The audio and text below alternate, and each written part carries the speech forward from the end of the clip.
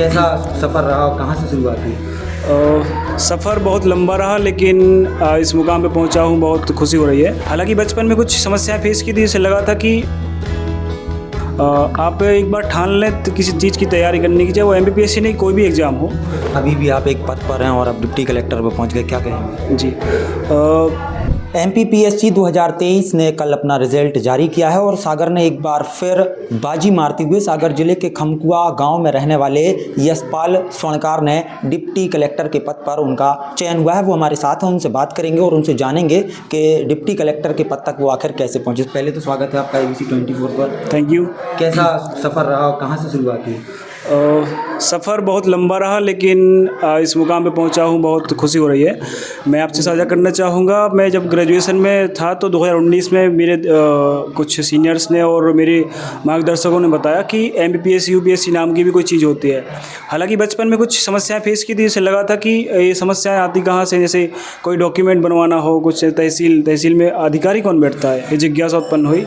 धीरे धीरे जाना और जिज्ञासा का समाधान ऐसे हुआ कि MPPSC की तरफ मेरा रुख हुआ। मैं तैयारी स्टार्ट की और 2019 मेरा पहला प्रयास था और 21 में मेरा पहला सिलेक्शन हुआ और ये मेरा तीसरी बार सिलेक्शन हुआ है एज ए डिप्टी कलेक्टर। क्या लगता है युवाओं को कहाँ से शुरुआत करनी चाहिए? आप इतने प्रयास किए उसके बाद आप पहुँचे। जी।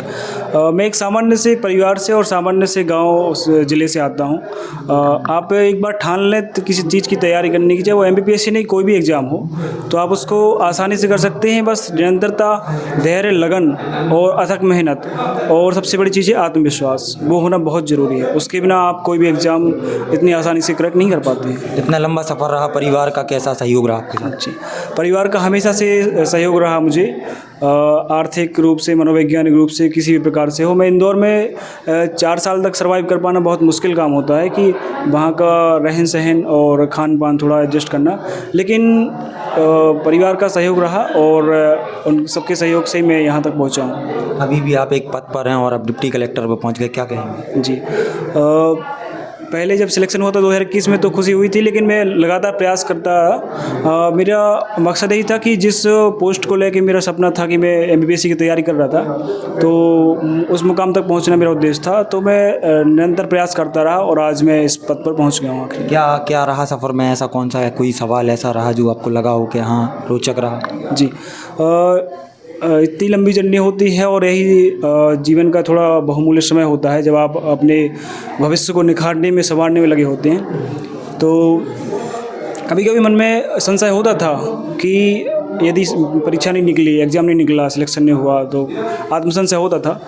लेकिन भगवान का साथ रहा, घर परिवार वालों का और मेहनत, तो उसका मुकाम है कि मैं यहाँ पे आज खड़ा हूँ। सफलता की आपकी अंतिम सीढ़ी है, इसके आगे भी आपका प्रयास रहेगा?